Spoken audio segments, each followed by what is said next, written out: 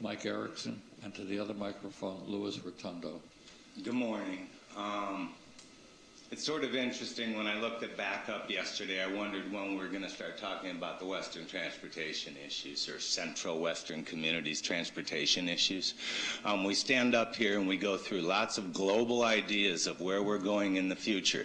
And what I hear and what I see is that we are going to continue to be in denial about finding real transportation solutions out in the Central Western communities. It's real obvious.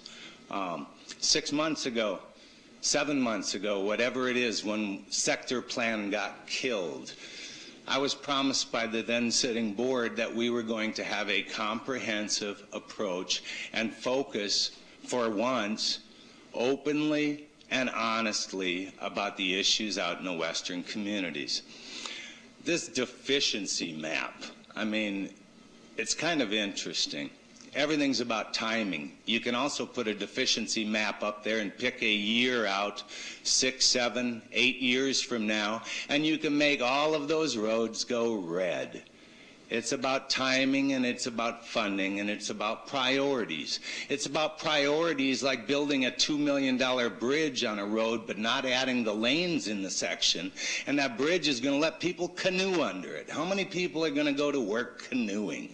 You know, you can talk about the environmental positive aspects, but bottom line, it's a boondoggle for the city of West Palm Beach, and there are little grassy waters and more excuses for improving the area and turning around and then not building the roads that have been promised to the Western communities for a long time.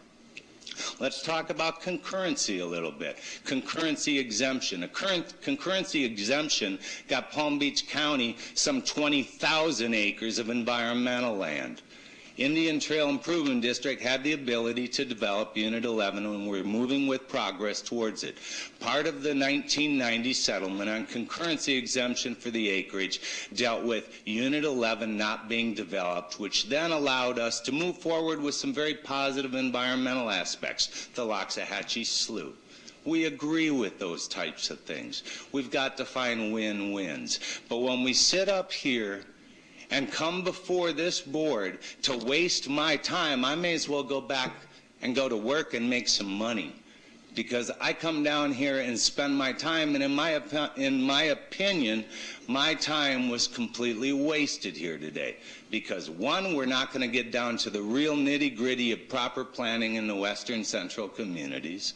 And two, we're going to throw up beautiful little graphics that describe situations. It's like we got a bunch of alcoholics. Okay? Nobody's going to sit and, first of all, determine what the problem is. They're in denial that there is even a problem. And how can you ever move forward looking at realistic win-wins and compromises if you don't first say that you have a problem? Thank you. Thank you, Mike. I heard something different than you did today. I heard many of the commissioners sitting up here very much concerned about the Western area. And if you didn't hear that, then you weren't listening. I don't need any further comment. I just want you to know that we have mentioned up here what we're going to be doing in the Western area. I think a few commissioners have mentioned that already. Thank you.